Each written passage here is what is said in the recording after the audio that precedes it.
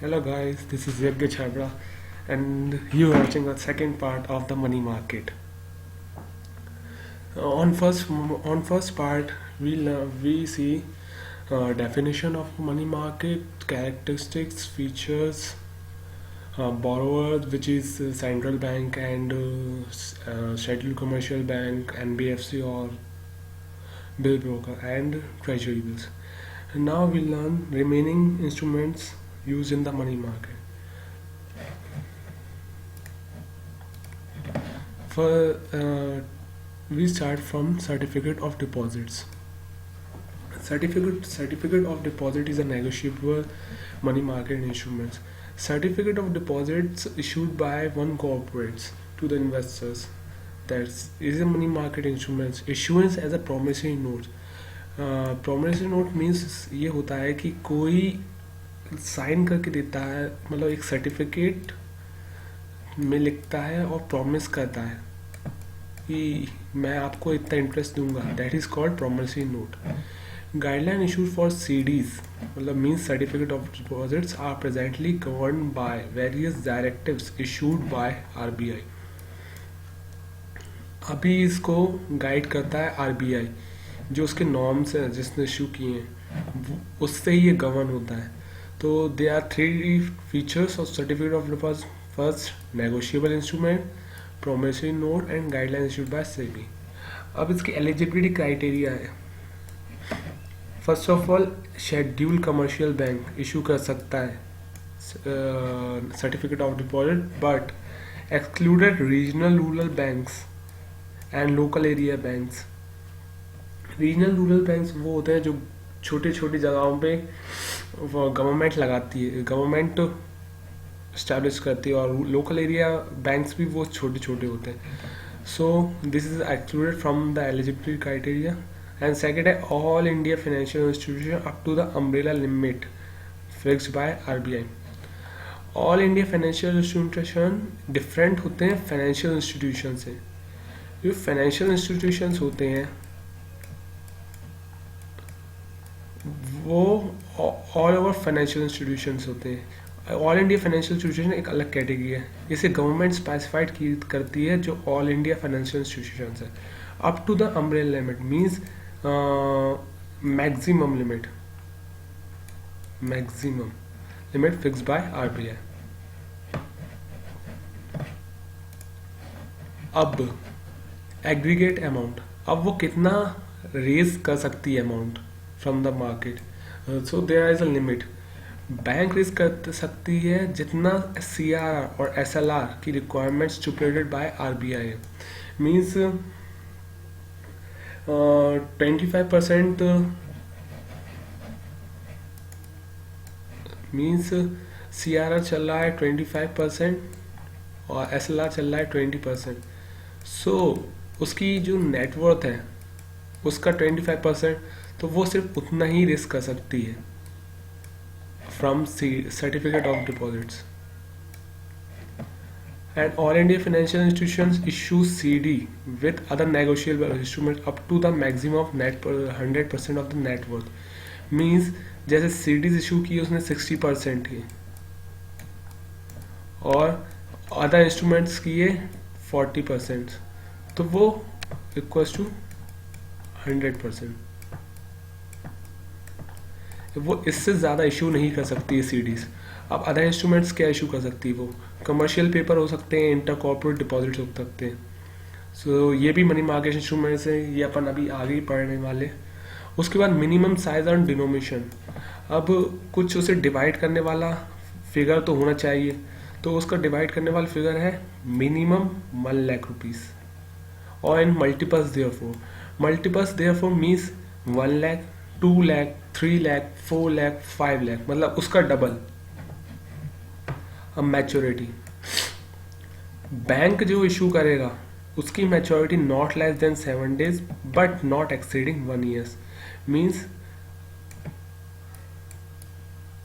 Means जो आपका maturity period होगा वो मैक्सिमम पीरियड ऑफ 1 year होगा. और जब फाइनेंशियल इंस्टीट्यूशंस करेगी तो 1 year, not less than 1 year और not exceeding 3 years.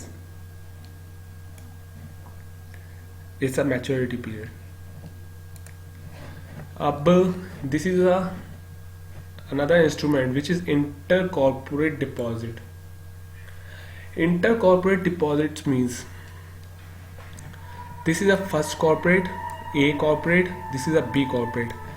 When A corporate gives a loan to the B corporate, this is called intercorporate deposit. Means जब एक कॉर्पोरेट दूसरे corporate की मदद करता है by way of money, so this is called इंटरकॉर्पोरेट deposit. अब इसकी डेफिनेशन पढ़ते हैं. अनसिक्योर्ड लोन, बिकॉज जो ए देगा बी को मनी, उसके पीछे बैक्ड के लिए कोई सिक्योरिटी नहीं होगी. That's why is unsecured loan extended by A to B because existing mainly as a refuse of low rated corporated. Unsecured loan है जो ए ने दिया है बी को, बिकॉज क्योंकि जो ये बी कॉर्पोरेट है उसकी जो रेटिंग लो है in the eyes of bank. क्या होता अगर ये गुड रेट होता, गुड मीन्स इसकी क्रेडिट वर्दीनेस अच्छी होती, then he apply to the bank for loan which is charged instead interest up to 8%. So he is okay, but इसकी जो क्रेडिट वर्दीनेस है is not good. Bank reject his loan applications, then he has a option to take loan from other corporate which charge interest like 10%, और bank charge 8%. The difference between 2%. The 2% is the cost of funds extra, मतलब additional cost of funds है because इसकी credit worthiness अच्छी नहीं है. अब इसका दूसरा एस्पेक्ट देखते हैं. This is another part of this market. क्या होता है, बैंक जो low rated corporate good rated corporates होते हैं वो बैंक से बोरो करते हैं 8% इंटरेस्ट पे.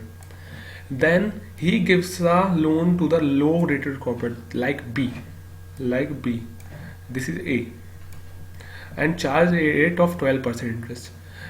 The difference between this and this is 4%. So he is the earning of the A corporate.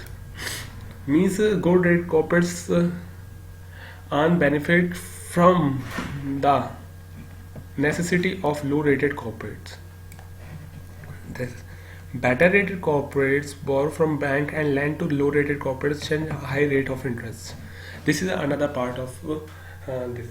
So basically intercorporate deposit means the A corporate lend to the B corporates. This is called intercorporation. And another aspect of the market is low rated corporates borrow from the bank and lend to the another corporate and high charge interest. So this is another aspect of this market. अब है bill of exchange.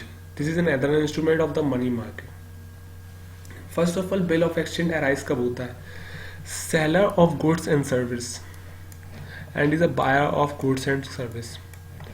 Transaction take place on credit means when buyer takes goods and service on credit, तो then the seller drawn a bill signed by the buyer and pay to certain amount after specified period.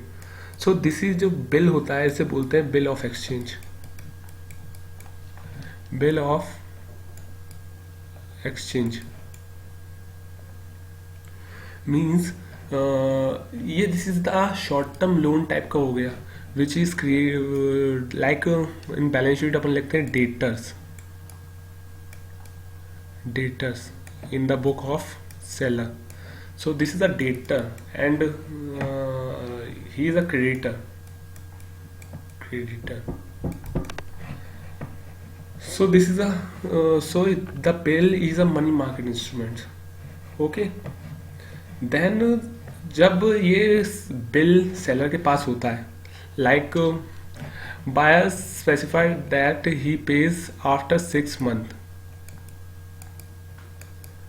Then the bill is जो bill होगा वो seller के पास 6 months के लिए होगा. अब seller के पास क्या है, 3 रास्ते हैं. वो या तो उससे रखे 6 मंथ के लिए संभाल के, देन उसके बाद एनकैश करवा दे by the seller, means discounted, discounted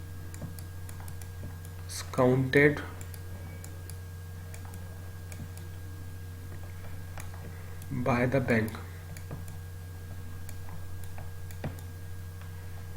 और लास्ट है एंडोर्स कर दे। फर्स्ट ऑफ ऑल कैप्ट, ये तो समझ में आ गया होगा, kept up to the date of maturity.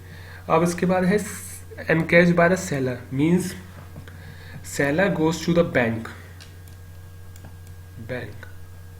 and he says that आप मेरा बिल रख लो और आप मुझे पैसे दे दो और मेरे बिहाफ पे आप बायर से पैसे ले लेना। लाइक ये बिल है, ये आप रख लो, और सेल जो बायर है उससे जो पैसा मिलेगा वो सीधा बैंक पे आ जाए, बैंक ले लेगा। सो बैंक अपना इंटरेस्ट चार्ज करके 90% ऑफ अमाउंट वो दे देगी सेलर को। तो दिस इज अनदर वे, जब सेलर को नीड होगी अमाउंट की। और थर्ड वे है कि वो एंडोर्स कर दे थर्ड पार्टी को, लाइक सेलर ने गुड्स खरीदे किसी दुकान से ऑन क्रेडिट, अब उसके पास पैसे नहीं है उस दुकानदार को पैसे देने के लिए। He gives the bill of exchange which is kept in the pocket, so he gives the bill of exchange to the seller, so the seller takes money from buyer. So this is a chain of bill of exchange. Another aspect of bill of exchange is that when encashed by seller means discounts bank से करवाया, bank discounted the bill and pay up to the maximum 90% of the called bill discounting. 90% called bill discounting means वो ये गया bank के पास and bank ने दिए 90%। अब क्या हुआ कि बैंक को ज़रूरत पड़ने लगी पैसों की, उसके पास लिक्विडिटी ख़त्म होने लगी, तो बैंक जाएगा दूसरे बैंक के पास और वो उसे डिस्काउंटेड करवा लेगा। This is called rediscounted, means which is already discounted and again discounted by another bank is called bill, bank is discounted, and the bill which is already discounted called bill is discounting. समझ में आया? Bill rediscounting means when the bank has already discounted the bill and another discounted with another bank is called bill rediscounting. Bill rediscounting. Okay.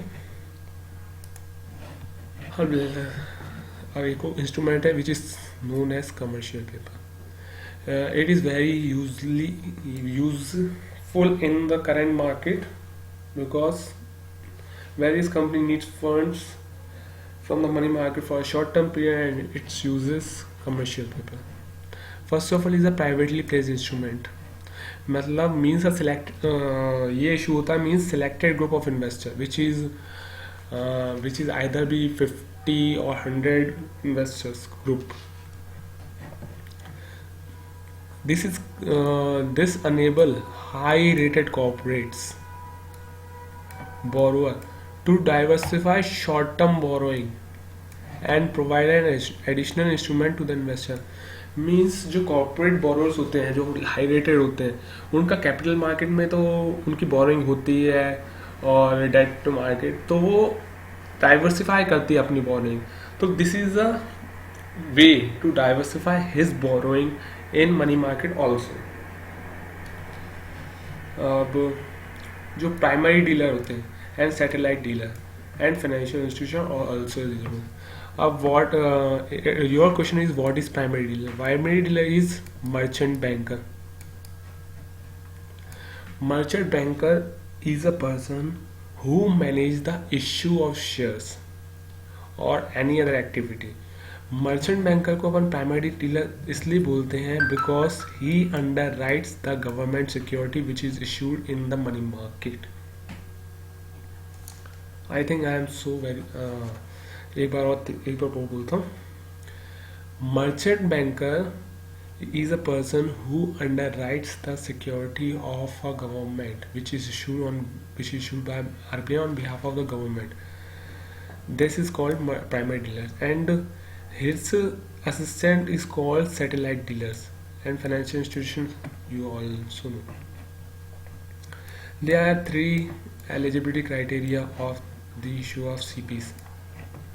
First is tangible net worth of rupees 4 crore rupees as per the latest audited balance sheet. Means आपकी जो tangible net worth है, means intangibles को exclude करके जो दिख रही है वो होनी चाहिए 4 crore rupees as per the latest audited balance sheet of the last financial year, या जो अभी तो आपकी बनी नहीं होगी बैलेंस शीट, तो लास्ट फाइनेंशियल ईयर. सेकेंड है sanction working capital limit by our bank और फाइनेंशियल इंस्टीट्यूशंस. मीन्स आपको जब भी पैसा वर्किंग कैपिटल की चाहिए, कोई आपको सैंक्शन करता हो बैंक या एफआई, मीन्स आपकी क्रेडिट वर्दीनेस इससे पता चलती है कि बैंक आपको लोन देने के लिए तैयार है कि नहीं है. तो this is a sanction working capital limit by bank और एफआई. लास्ट है बोरोवेल अकाउंट. मीन्स जो आपका डेट रेस करने की कैपेसिटी है वो आपकी एक एसेट है. मीन्स वो इतनी ज़्यादा है कि आप कभी भी इशू कर सकते हैं. So borrowal account is classified as standard assets. Means आपकी जो लोन या कुछ पब्लिक के अंदर आपके रिलेशनशिप्स बहुत अच्छे हैं, सो दैट आपको कभी भी लोन की ज़रूरत पड़ेगी तो आप उसको ले सकते हैं. ये बताऊँ क्यों एक स्पेशली आपकी रिक्वायरमेंट है, because if the company is not able to repay the commercial paper amount, then he refinance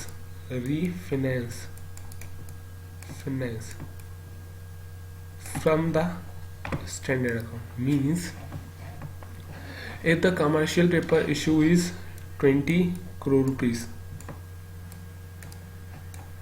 और कंपनी के पास अभी 20 करोड़ रुपए नहीं है, तो वो क्या करेगी कि कुछ डेट इशू करेगी. डेट उसने इशू किया डेट मार्केट से में, और उससे जो पैसा आया वो रीफाइनेंस करेगी इसको 20 करोड़ देने के लिए. तो इसके लिए ही ये एलिजिबिलिटी क्राइटेरिया स्पेसिफाई किया है सेबी ने और आरबीआई विच इज इशूड. अब जो कमर्शियल पेपर में है उसमें एक टॉपिक है issuing and paying agent, which is very important for your exams. That's why मैंने इसे अलग ही एक टॉपिक बना दिया है. इशूइंग एंड पेइंग एजेंट हमेशा एससीबी होते हैं, शेड्यूल्ड कमर्शियल बैंक. अब इनके 3 फीचर्स हैं. ये 3 काम करते हैं. This First of all, IP would ensure that the issuer has a minimum credit rating as stipulated by CRA. It means IPA मतलब issuing and paying agent देखेगा कि before issue of commercial paper, the issuer has a minimum credit rating obtained by CRA. Means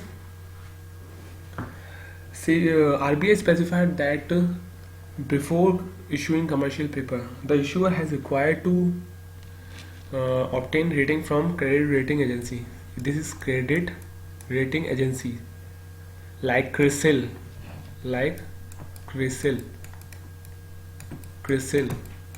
or care like this agency.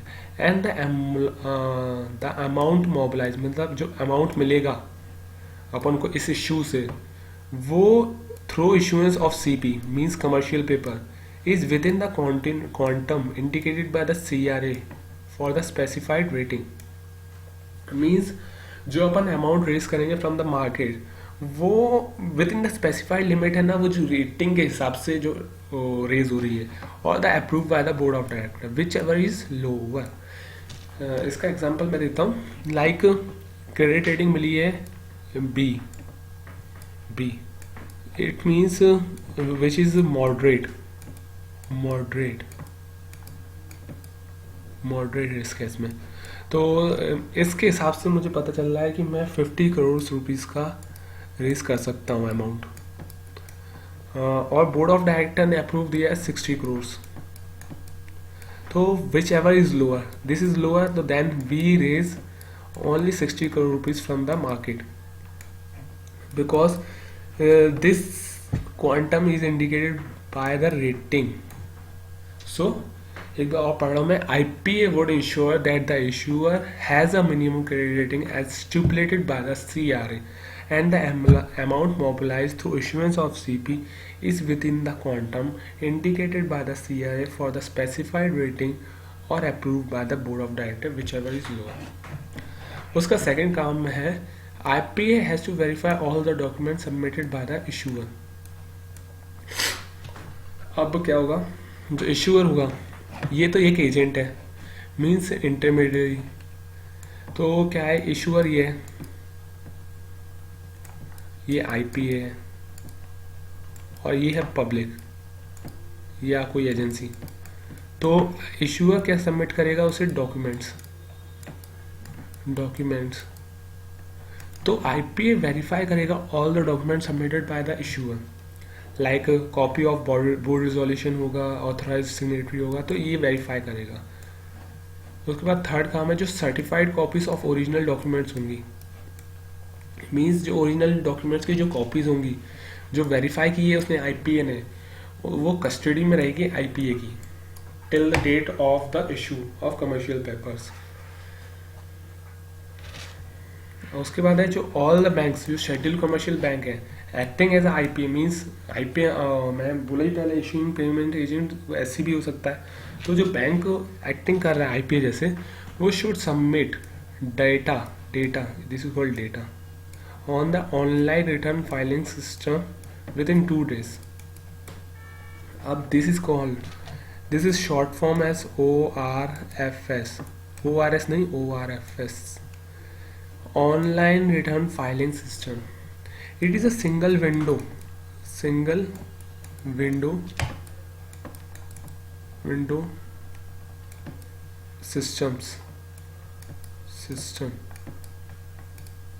It is a single window used by many banks to submit data directly to the RBI. This is connected to the RBI direct. So commercial paper को govern कौन कर रहा है, RBI. तो जो commercial bank होंगे वो सीधे 2 दिन के अंदर RBI को इन्फॉर्मेशन देंगे कि कमर्शियल इश्यू सही तरीके से हुआ है कि नहीं हुआ. This is the meaning of ORFL, online return filing system. The last instrument is factoring. It is very important for CS executive exams, because ये बहुत बार आया हुआ है क्वेश्चंस. तो फैक्टरिंग मतलब factoring is a financial transaction when entity sells it receiver to the third party called factor. Factoring sells it receiver to the third party called factor. This is एक receivable है किसी के पास, रिसीवल, और वो किसी को फैक्टर नाम के बंदा जो थर्ड पार्टी है उसको बेचते हैं और उससे जो जनरेट पैसा होता है वो अपन लेते हैं. देखो, the factoring is a financial transaction, means इसमें मनी का यूज हो रहा है. Financial transaction way entity means company, sells is receivable means कोई प्रॉमिसरी नोट या कुछ bill of exchange to the third party called factor. और फैक्टर मेनली होता है फाइनेंशियल इंस्टीट्यूशंस, मेनली और भी हो सकते हैं. और factoring is a financial option, means when we need money, तो factoring is a very important process और ऑप्शन फॉर द मैनेजमेंट. अब पढ़ेंगे प्रोसेस ऑफ फैक्टरिंग. प्रोसेस बहुत लंबी है लेकिन मैंने इसे शॉर्ट में एक्सप्लेन करने के लिए कोशिश की है. फर्स्ट ऑफ ऑल, ये फर्स्ट है, सेलर इंटरेक्ट करेगा फंडिंग स्पेशलिस्ट और ब्रोकर से और उसे अपनी फंडिंग नीड्स बताएगा. लाइक मैं हूँ, मेरे पास एक बिल्स रिसीवेबल है और मैं किसी ब्रोकर या फंडिंग स्पेशलिस्ट लाइक कोई इन्वेस्टमेंट फॉर्म लाइक उस पर मैं जाता हूँ और मैं अपनी समस्या बताता हूँ कि मुझे इस पैसों की सख्त ज़रूरत है, तो आप मेरा काम करवा दीजिए। अब जब ब्रोकर को पता चलेगा तो वो एक प्रिलिमिनरी क्लाइंट प्रोफाइल फॉर्म बनाएगा। मीन्स वो आपकी पहले सारी डिटेल्स रिकॉर्ड करेगा। प्रिलिमिनरी मतलब शुरुआती जो अपनी क्लाइंट प्रोफाइल होती है वो बनाएगा और सबमिट करेगा सूटेबल फंडर को। मीन्स जो मेरे लायक है, जिसके पास ज़्यादा फंड है और उसे इन्वेस्ट करना है और उसे वो करना है। उसके बाद 3, जब बोथ पार्टी एग्रीज होंगी, देखो मैं तो हमेशा एग्री होंगी कि मुझे पैसे चाहिए, लेकिन जब दूसरी पार्टी भी एग्री होगी तो क्या करेगा, broker put the seller in direct contact with the funder. Means पहले तो हम फोनों पे बात कर रहे थे कि हाँ मुझे पैसे चाहिए, हाँ, तो वो क्या होगा, आमने सामने ले आएगा, हम लोगों की मीटिंग करवा देगा कि अब आप दोनों डायरेक्ट बात कीजिए। पहले ब्रोकर बीच में इंटरमीडिएट था, लेकिन अब अपन डायरेक्ट बात करेंगे। 4, इसके बाद जो अब पॉइंट होगी, सेलर को अपन बोलेंगे कि seller is remit to fee for formal application to cover the legal charge which incurred in the process of due diligence। Seller से अपन बोलेंगे कि आप हमें पैसे दियो कि हमें लीगल प्रोसेस करनी है, क्योंकि आपका हम ड्यू डिलिजेंस करेंगे। Due diligence means checking that the seller has a good person or not। good person or not, good person in the sense that he has the ability to repay or not। Then after completion due diligence process, he further verifies invoices, acknowledgement, dues, any liens or UCC, Universal Commercial Code। This is basically on movable property। This is kind of charge on movable property and fillings। जब due diligence process खत्म हो जाएगी, फिर वो और भी verify invoices करेगा, acknowledgement due means check करेगा और लीन करेगा। 6 में the seller is advise to the facility to the buyer is ex to advise the buyer of the factor by the letter. Seller को ब्रोकर बोलेगा कि आप मुझसे पैसे तो ले रहे हो, लेकिन आप बायर को बता दीजिए कि अब बायर को किसको देने हैं पैसे, ब्रोकर को। तो जो जैसे 6 मंथ बाद उसने बोला है कि मैं दूंगा, तो ब्रोकर पहुंचेगा बायर के घर, नॉक नॉक, पैसे दे दो। तो बायर को पता चलना चाहिए कि इसने मुझसे डिस्काउंट करवा लिया है और अब मुझे पैसे चाहिए आपसे। तो वो एडवाइस करेगा कि बायर को आप बता दीजिए। उसके बाद जो एक सैंक्शन लेटर होगा, सैंक्शन मीन्स एग्रीमेंट लेटर, और उसकी जो एक्सेप्टेंस होगी उसको बिल्कुल सेम मुझसे चाहिए, मतलब सेलर से। नो एडजस्टमेंट, जैसी उसकी कंडीशन है वैसी as it is. Seller performs service or deliver product and thus creating an invoice and sends of access to the factor। अब क्या होगा, फैक्टरिंग अपन ने प्रोसेस पहले ही करके रखी थी। अब सेलर कभी भी उस सर्विस या किसी को क्रेडिट पे करता है, then he issue invoice and send fax to the factor. अब फैक्टर वेरीफाई करेगा इनवॉइस को और एडवांस सेंड कर देगा seller as per the agreement with the factor. This is a process. अब फैक्टर वेरीफाई करेगा इनवॉइस और उसे सेलर को दे देगा as per the agreement। So this is it with the money market। Then my next project is tutorial to make debt market। My next tutorial is on debt market। So thank you guys for watching। Please subscribe, and any problem or query please give in the comment box, or my number WhatsApp in my number is 90391569196। मैं आपसे वादा करता हूँ कि मैं आपकी problem within 24 hours solve करके दूंगा. It's related to interpretation in books or in problem in videos or my voice not clear. So whatever you have problem, please suggest me, because if I know, then I will help you. So thank you for watching.